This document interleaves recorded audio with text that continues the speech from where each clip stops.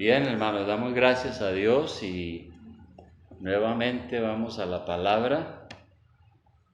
Y bueno, estamos estudiando, hermanos, o llevando una serie de sermones sobre la primera carta del apóstol Pablo a los Corintios. Es un estudio expositivo tratando de ir avanzando y con la ayuda del Espíritu Santo y claro, con el estudio previo y la exégesis, tratar de entender lo que está allí y la aplicación para nosotros y para la vida de la iglesia. De manera, hermanos, que les invito entonces a que abramos su Biblia en 1 Corintios capítulo 4. Estamos en el capítulo 4 hoy.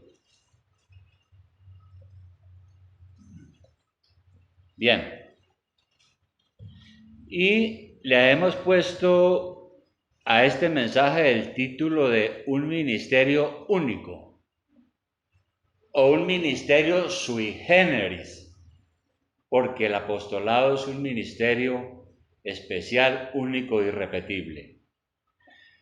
Ahora, para los que escucharon hace 8 días, en los versículos anteriores, para ubicarnos en el contexto, el apóstol Pablo ha venido explicando que cualquier liderazgo en la iglesia debe de verse como un servicio al Señor Jesucristo. Cualquier cosa que se haga. Él mismo como apóstol se presenta y se presentó como un servidor a quien Dios usó para poner el fundamento de la iglesia. Y el fundamento es Cristo, lo ha venido explicando. Y nadie puede poner otro fundamento. Y sobre ese fundamento, cada creyente es un edificador de la iglesia y es responsable de cómo edifica la iglesia, a la cual se le llama aquel edificio de Dios. Nosotros somos el edificio de Dios, la iglesia. Pedro dice que somos como piedras vivas que están siendo edificadas. Ahí vamos. Ahora, el apóstol Pablo en este capítulo 4 empieza a hablar de los gajes del oficio. Es decir, las cosas que son comunes, naturales a este oficio de él como apóstol. Creo que vale la pena que nosotros examinemos eso del apóstol. Y aquí el apóstol nos lo enseña, él mismo, que lo fue. Porque hoy en día pues hay mucha confusión sobre eso del apóstol, hay una cantidad de apóstoles por ahí y yo no sé quién los nombró ni de dónde salieron. De manera que él empieza a hablar de su propio ministerio. La primera cosa es cómo debe ver la iglesia o cómo debía ver la iglesia a los apóstoles. ¿Cómo los debía ver? Leamos el versículo 1. Dice Pablo, así pues, téngannos los hombres por servidores de Cristo y administradores de los misterios de Dios. Cuando él dice téngannos, está diciendo es reconozcan, tengan en cuenta lo que nosotros somos. ¿Qué somos nosotros? Dice el apóstol. Primero, servidores. La iglesia debió de ver a los apóstoles como servidores y también a los pastores como servidores. Aunque los pastores no son apóstoles. Pero sirve para ambos la enseñanza. Somos servidores de Dios, dice el apóstol. Nosotros no somos los capitanes del barco. Somos la tripulación a su servicio. Nuestro trabajo es llevarlos a buen puerto en el viaje de la vida, como guías espirituales. Luego dice que nosotros somos todos los líderes, no solo servidores, sino administradores de los misterios de Dios. ¿Y qué es un administrador? Nosotros sabemos que En el original griego también está la palabra que traduce administrador como mayordomo. Pablo dice, yo soy un servidor y un mayordomo. Lo mismo los pastores deben decirlo. Dios nos ha encargado la administración de los misterios de Dios. ¿Y qué son esos misterios? Sencillamente, los misterios de Dios son la palabra revelada, la Biblia, todo aquello que Dios nos ha mostrado con respecto a la salvación. Esos son los misterios. Antes de nosotros conocer a Cristo, eran misterios desconocidos. Pero ahora que hemos entendido el plan de salvación de Dios y que Él nos llamó, ya entendemos de qué se tratan los misterios de Dios. Tenemos claro entonces que un administrador es eso, un mayordomo de la palabra de Dios. Pero ese mayordomo tiene que hacer algo según el versículo 2. Dice, ahora bien, se requiere de los administradores que cada uno sea hallado fiel. Un administrador o mayordomo de Dios tiene que ser fiel. Es decir, debe predicar con honestidad, con sinceridad y sin engaños. No puede ser un profesional mentiroso enseñando la palabra de Dios sin ser fiel al mensaje. Entonces, ¿cómo debe ver la iglesia? Dice el apóstol Pablo a los apóstoles en aquel entonces y hoy en día también a los líderes, como servidores de Dios, como administradores de la palabra de Dios. Tercero, deben verlo como aquellos que rinden cuenta primeramente a Dios. Rinden cuentas primeramente a Dios. Ahora, recordemos que un poco atrás, el apóstol Pablo habló de un problema que había en la iglesia de Corinto. Y es un problema que todavía lo hay en muchas iglesias. ¿Cuál es? Pues en la iglesia se estaban formando sectas, grupos con diferentes líderes.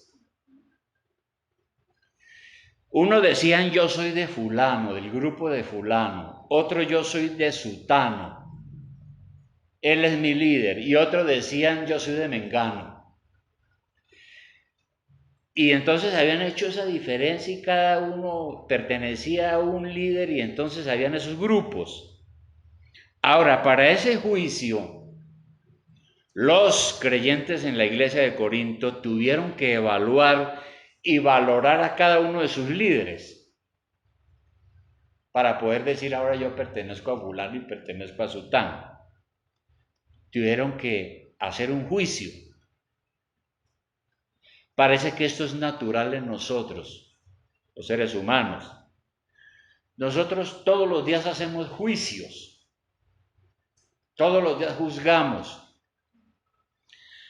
Cuando empezamos a conocer a una persona, empezamos a hacer juicios de valor sobre ella y empezamos a examinar si nos parece amable o no, si nos parece fina o ordinaria la persona, si responsable o no, si educada o no. Ahí cuando nosotros empezamos a evaluar estamos haciendo un juicio de valor sobre la persona. Estamos juzgando. Así que hacemos juicios permanentemente. Es decir, juzgamos por lo que vemos. Y esos juicios que hacemos nosotros todos los días sobre la gente pueden ser acertados o no. Depende de la objetividad que tengamos. Pues bien, ahí en la iglesia habían unos que habían juzgado al apóstol y habían hecho un juicio equivocado. ¿Qué habían dicho? Cuando uno lee toda la carta, uno se da cuenta que la iglesia de Corinto, que era una iglesia problemática, había dicho que el apóstol Pablo era un falso apóstol, que él no había estado con los 12, que a lo mejor él no tenía la razón, que había que tener mucho cuidado con ese señor. ¿Y qué respondió a eso el apóstol Pablo en esta carta? Porque esta carta es una respuesta a eso. En el versículo 3 está lo que responde Pablo a ese asunto. Dice, yo en muy poco tengo el ser juzgado por vosotros, le dice a la iglesia, o por tribunal humano, y ni aún yo me juzgo a mí mismo, dice el apóstol. Porque aunque de nada tengo mala conciencia, no por eso soy justificado, pero el que me juzga es el Señor. ¿Qué está diciendo entonces Pablo a la iglesia mediante esta carta? A mí no me interesa lo que ustedes piensen o lo que los tribunales piensen, ni yo mismo me juzgo a mí mismo, ¿no? La verdad es que yo no tengo mala conciencia. De nada tengo mala conciencia. No soy consciente de que soy culpable de ningún mal o que he descuidado de cumplir fielmente el deber de un mayordomo de Jesucristo, de un servidor de Cristo. Sin embargo, aunque mi conciencia no me acusa, por eso no soy totalmente inocente. Porque al final de cuentas el que verdaderamente nos juzga es Dios, dice el apóstol. Por lo tanto, tenemos que tener cuidado al juzgar a los demás, porque somos humanos, pecadores, y nos equivocamos muchas veces. Y entonces le dice a la iglesia, por favor tengan paciencia. Versículo 5. Dice, así que no juzguéis nada antes de tiempo,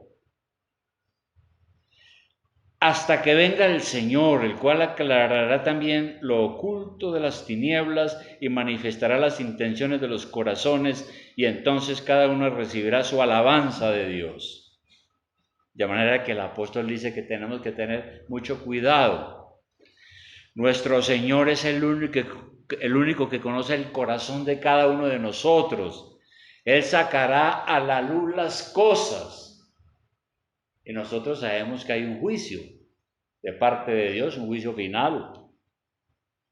Usted tendrá que presentarse ante el tribunal de Cristo y dar cuenta de su vida y de lo que hizo con el Evangelio, lo que hizo con Cristo y lo que fue su vida. Y allí se sabrá la verdad. Ahora, la enseñanza aquí entonces es que la iglesia no puede juzgar el corazón de nadie, porque aquí en la iglesia de Corinto habían unos que estaban juzgando a Pablo. Uno juzga lo que ve, sin embargo los pecados escondidos del corazón solo los juzga nuestro Señor. Si su experiencia de salvación es genuina o falsa, solo Dios lo puede decidir. La iglesia solo puede juzgar lo que es exterior, lo que ve, pero el corazón nuestro de cada uno, si nuestra salvación solo el Señor es el que lo sabe. Entonces, ese es el asunto. Ahora, en el caso de nosotros hoy aquí en la iglesia, en cualquier iglesia, esto no quiere decir que no debemos ejercer la disciplina.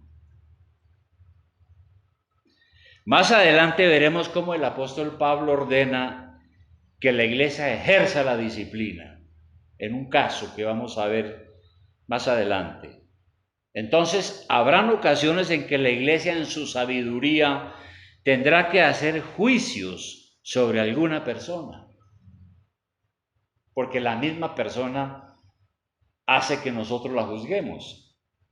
Si alguien aparenta ser santo, pero es una persona inmoral en la iglesia está obligada a llamarla al orden, a que se arrepienta, y si no lo hace, la iglesia está obligada a excluirla de la comunión de la iglesia. Eso es disciplina, pero sobre pruebas objetivas con el debido proceso, no sobre cosas que se juzgan sin ninguna objetividad y sin ninguna prueba. Por eso Pablo claramente lo enseña más adelante. O si alguien profesa ser cristiano y sin embargo su vida es inconsistente con lo que dice ser, o niega las doctrinas esenciales del Evangelio, no puede ser miembro de la iglesia. La iglesia tiene que tomar cartas en ese asunto. Y eso hay varios versículos, pero miremos uno, 1 de Timoteo 3:10. 1 de Timoteo 3:10. En 1 de Timoteo 3:10 el apóstol San Pablo escribe algo a este pastor. 1 de Timoteo 3:10,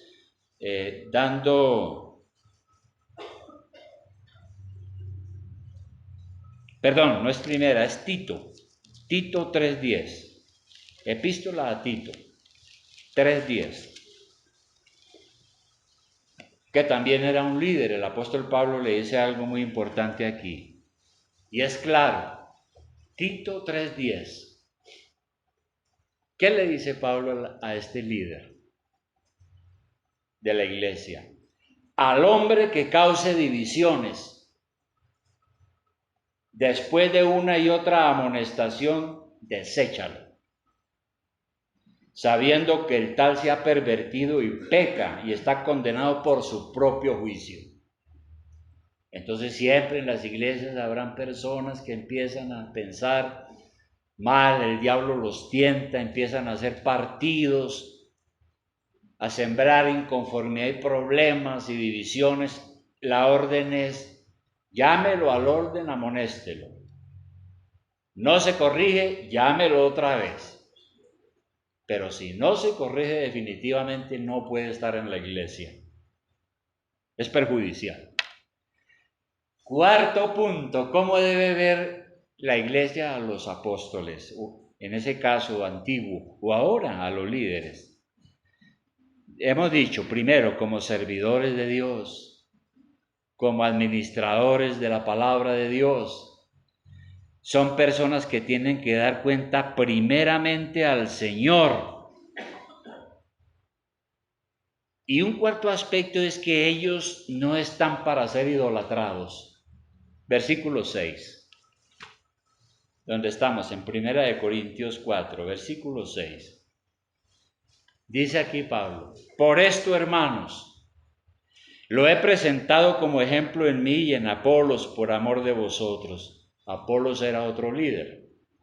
Para que nosotros aprendáis a no pensar más de lo que está escrito, no sea que por causa de uno os envanezcáis unos contra otros.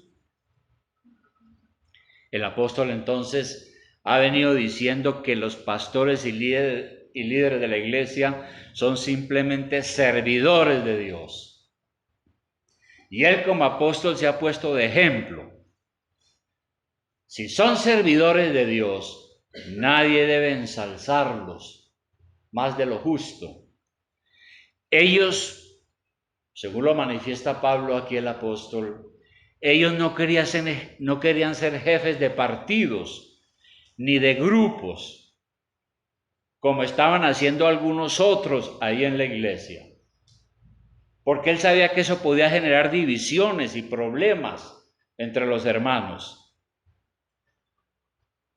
Si Dios ha llamado a alguien a trabajar en algún ministerio en la iglesia, sea anciano, sea diácono, o sea pastor, deben entender que los ministros son simplemente sirvientes, primero de Dios y luego de la iglesia. Los ministros son simplemente mayordomos, no son personas para elevarse orgullosamente sobre los demás, solo son servidores de Dios. Y eso es lo que dice la Escritura. En vez de llenarse de arrogancia y orgullo con la posición que Dios les ha dado en la iglesia, mejor deberían ser humildes y agradecidos con Dios. Está diciendo el apóstol. Ahora, ¿por qué se debe ser humilde en la iglesia? Especialmente los pastores y cualquiera que trabaje como líder en una iglesia. porque todo lo que nosotros somos se debe no a nuestra inteligencia ni a nuestro talento, sino que todo se lo debemos al Señor. Versículo 7, donde estamos.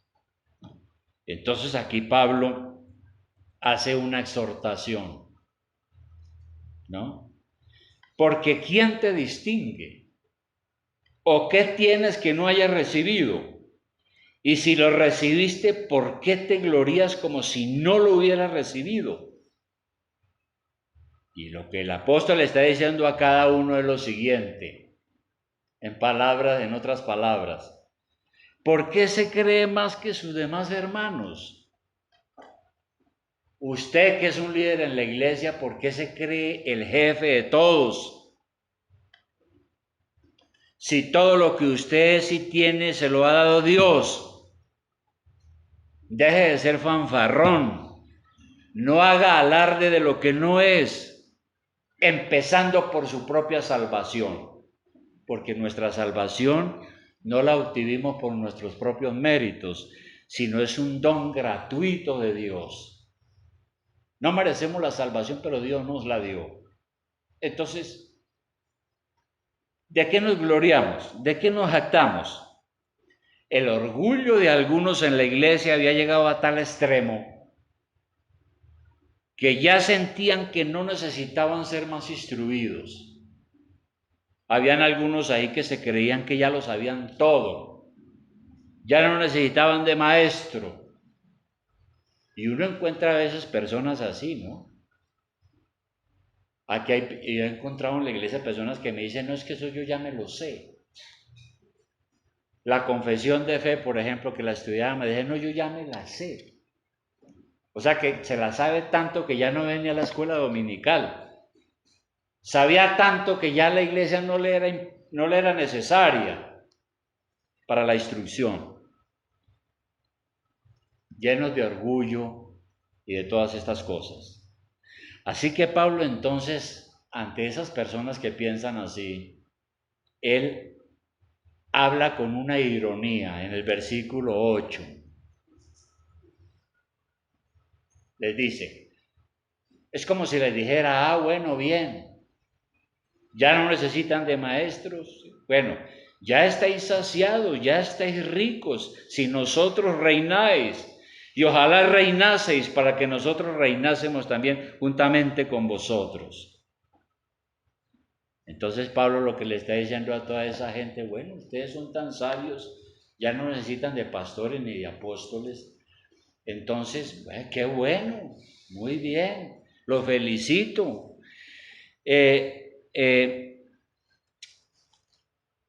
Nosotros no somos así. Y entonces él entra a hablar de las distinciones del ministerio. ¿Qué es una distinción? ¿Qué es una distinción? Es una característica personal que hace sobresalir a alguien, ¿no? Es distinguido. ¿Por qué es distinguida la persona? Porque tiene algunas cosas que lo caracterizan, que son elogiables. Entonces Pablo dice irónicamente, los felicito, que ahora sean tan distinguidos. Nosotros por nuestra parte como apóstoles, ¿qué es lo que nos distingue? Las peores cosas. Y empieza entonces a hablar en el versículo 9. Él dice que los apóstoles, en el caso de él, son como condenados a muerte. 9. Escribe el apóstol. Porque según pienso, Dios nos ha exhibido a nosotros los apóstoles como postreros, como sentenciados a muerte. Pues hemos llegado a hacer espectáculo al mundo, a los ángeles y a los hombres. Nosotros somos insensatos por amor de Cristo, mas vosotros prudentes en Cristo. Nosotros débiles, mas vosotros fuertes. Vosotros honorables, mas nosotros despreciados. Ahora, Pablo dice, los felicito que ustedes se sientan tan sabios, tan sobresalientes, tan distinguidos, tan líderes, ya no necesitan de nosotros. Ah, bueno, nosotros por nuestra parte somos como si Dios nos hubiera puesto en una situación de condenados a muerte. Ahora, ¿por qué dijo Pablo eso? Él está refiriéndose a un evento de aquel tiempo, cuando en los desfiles romanos se celebraban victorias de guerra, se celebraba un desfile y a la cabeza iban los vencedores y al final los vencidos. Entonces Pablo dice, es como si Dios nos hubiera colocado a los apóstoles al final del desfile de la victoria, ya que pronto serían ejecutados por el verdugo o arrojados a las fieras para ser despedazados. Es decir, Pablo se siente como si estuviera en un espectáculo en el circo romano, donde iba a ser echado a las fieras. Todos los romanos, los ciudadanos romanos podían acudir a los anfiteatros para ver cómo era que se descuartizaban a los esclavos y a los criminales. Y entonces Pablo dice, esos somos los apóstoles, como esos condenados a muerte. Y de hecho el apóstol Pablo fue sentenciado a muerte y fue ejecutado. Para el mundo, dice el apóstol Pablo, nosotros somos un espectáculo. Para el mundo somos como necios o tontos. Los apóstoles, nosotros sabemos, fueron objeto de burlas e insultos. Desarrollaron su ministerio en medio de muchas necesidades, como dice el versículo 11. Leámoslo, dice Pablo. Hasta esta hora padecemos hambre, tenemos sed, estamos desnudos, somos abofeteados y no tenemos morada fija. No tenían casa. Nos fatigamos trabajando con nuestras propias manos, nos maldicen y bendecimos, padecemos persecución y la soportamos. Entonces, lo que está diciendo Pablo es que ellos mismos en su época fueron considerados ciudadanos de segunda categoría. Por eso dice el versículo 13. ¿Qué dice? Dice, nos difaman y rogamos. Hemos venido a ser hasta ahora como la escoria del mundo, el desecho de todos. Pablo está diciendo que el ministerio de ellos ante la sociedad ha llegado a ser como la basura del mundo, como el desecho de todos. Y eso es una realidad. Casi la mayoría de los discípulos de Cristo fueron masacrados, murieron como mártires. Cada vez que los creyentes quieren ser obedientes al Evangelio, el mundo los va a rechazar y van a tener persecución. Ahora, por eso el que emocionado dice, yo quiero creer en Cristo, yo quiero ser un cristiano, yo quiero estar en la iglesia, y piensa que esto de la vida cristiana es una belleza y que todo aquí es color de rosa y que todo es una continua alegría, está equivocado. Está equivocado, porque todo verdadero creyente va a tener esa oposición. La gente no está con los brazos abiertos para recibirnos a nosotros. Al contrario. Sin embargo, el apóstol Pablo les dice que él se ha visto obligado a decir todas estas cosas no para que se avergüencen, sino para amonestarlos y hacerles ver la necesidad de ser humildes. ¿Qué dice el versículo 14? Entonces, sigue diciendo el apóstol, no escribo esto para avergonzaros, sino para amonestaros como a hijos amados, dice Pablo. Para él la iglesia, los creyentes eran sus hijos amados. Y tuvo que decirles estas cosas para que fueran humildes. Ahora, aquí nosotros, aquí en Occidente, aquí nosotros no tenemos tanta tanta persecución como he oído que hay en algunos países comunistas o musulmanes. Aquí nosotros gozamos de tranquilidad. Nadie nos va a matar ni nos va a perseguir por ser cristianos. La persecución es de otra manera. Somos afortunados que Dios nos ha hecho nacer en un país con relativa paz. Sin embargo, el mundo sin Cristo no quiere oír la palabra de verdad y de justicia. No quiere que le señalen su pecado. A la gente no le gusta que le prediquemos el evangelio porque le decimos que Dios es amor, claro, pero le decimos que es pecador y que tiene que arrepentirse y si no se va a condenar. Eso no gusta. La gente no quiere que le señalen su pecado. Así que nosotros también vamos a tener oposición. A pesar de toda esa situación, dice el apóstol, la verdad es que Dios nos ha llamado a ser ministros del evangelio. Suceda lo que suceda. Y ante esas personas que estaban dudando de su apostolado, él habla entonces de una prueba por lo cual él era un apóstol. Y esa prueba tenía que ver con los frutos de su ministerio. Versículo 15. Dice aquí el apóstol, sigue diciendo: porque aunque tengáis 10,000 ayos en Cristo, ayo quiere decir maestro. Maestro, entonces, es como si Pablo dijera a la iglesia: aunque ustedes tengan 10,000 maestros en Cristo, no tendréis muchos padres, pues en Cristo Jesús yo os engendré por medio del evangelio. Por tanto os ruego que me imitéis. Por esto mismo os he enviado a Timoteo, que es mi hijo amado y fiel en el Señor, el cual os recordará mi proceder en Cristo de la manera que enseño en todas partes y en todas las iglesias. Mas algunos están envanecidos como si yo nunca hubiese de ir a vosotros. ¿Cuál era la prueba de que el apóstol verdaderamente era un hombre llamado por Dios? Un verdadero ministro, no un creyente falso. Primero, las conversiones.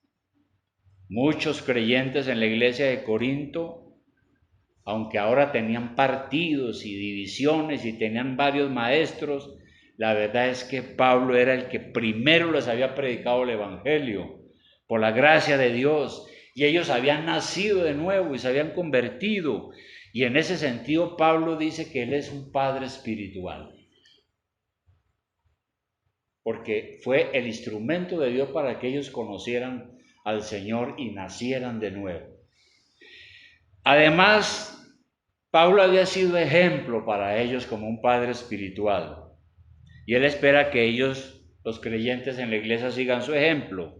Por eso los llama mis hijos amados. Y la autoridad que el apóstol tenía como ministro de Dios.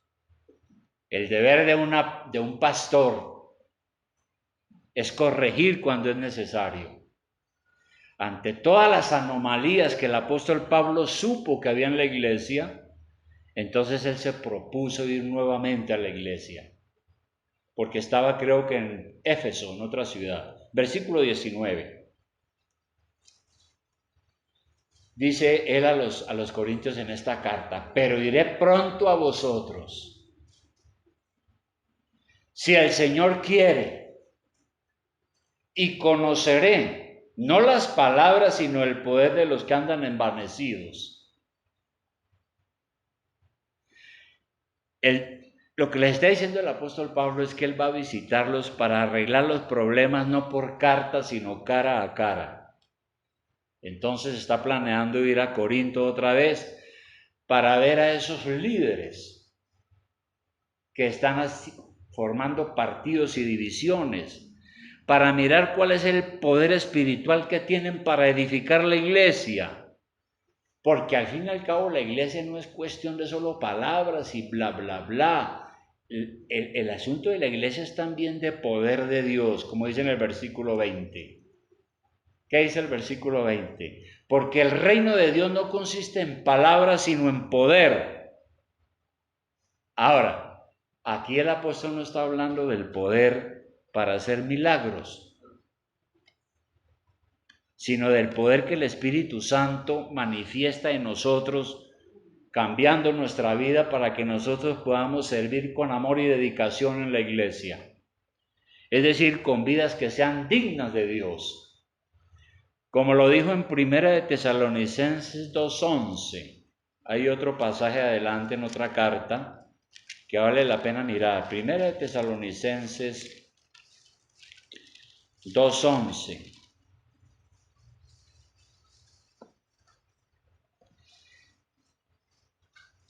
Cuando él estaba en las iglesias, él escribió esta carta también a la iglesia de Tesalonicenses para decir algo que él hacía. Dice, así como también sabéis de qué modo, como el Padre a sus hijos, exhortábamos y consolábamos a cada uno de vosotros y os encargábamos que anduvieseis como es digno de Dios, que os llamó a su reino y gloria. Entonces el apóstol siempre estaba en el plan de corregir, de exhortar, de aconsejar, de enseñar y todas estas cosas. De manera que finalmente el apóstol hace una pregunta, después de decir todas estas cosas. En el versículo 21, él hace una pregunta por medio de esta carta. ¿Qué queréis? ¿Qué quieren? ¿Iré a vosotros con vara o con amor y espíritu de mansedumbre? En otras palabras, el apóstol en esta carta les está diciendo, después de hablarles de todo esto, ¿ustedes cómo quieren que yo llegue allá? ¿Como un padre amoroso o de otra manera? ¿Quieren castigo o amor? Porque cuando habla de la vara es un símbolo del castigo. No solo se lo pregunta a los arrogantes, sino a toda la congregación. Todos en la congregación eran culpables porque estaban no siguiendo a Cristo, sino generando problemas. Entonces todos como iglesia, como cuerpo de Cristo, tenían que contestarle a Pablo. ¿Qué quieren ustedes? ¿Que yo vaya con la autoridad que Dios me da como apóstol o con amor y mansedumbre? Todo depende. Si ustedes se arrepienten de ese proceder, lo más probable es que yo llegue con amor y mansedumbre. Pero si ustedes no se arrepienten, voy a tener que corregirlo, es muy duro. A la luz de la palabra de Dios, y el que no se quiera arrepentir, pues sobra en la iglesia. Bien, hermanos, conclusión a esto, que es un poco histórico y un poco a veces complejo, pero que tenemos que examinarlo. Ya no hay apóstoles al estilo de Pablo. Hoy tenemos pastores y maestros, según lo que leíamos hace un rato en Efesios.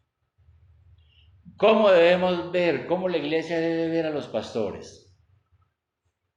Ya lo dijimos, debe verlos como servidores de Dios y de la iglesia, como administradores o mayordomos, como personas que tienen que rendir cuentas a Dios, como personas que son servidores y no idolatrar a los pastores.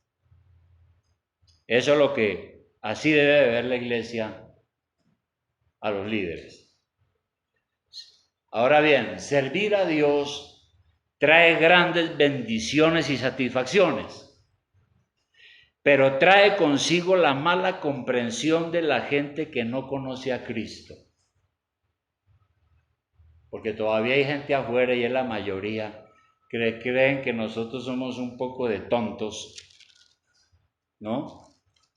¿Por qué no estudió otra carrera más bien? Por eso Pablo decía, nosotros nos maldicen, padecemos persecución, nos difaman, todo eso lo sufrimos por amor a Cristo.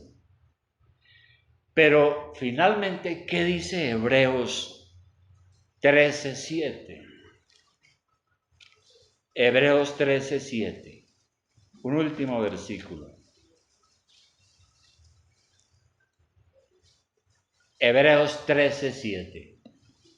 Sobre cómo la iglesia tiene que ver a los pastores. Hebreos 13:7. Dice, acordaos de vuestros pastores.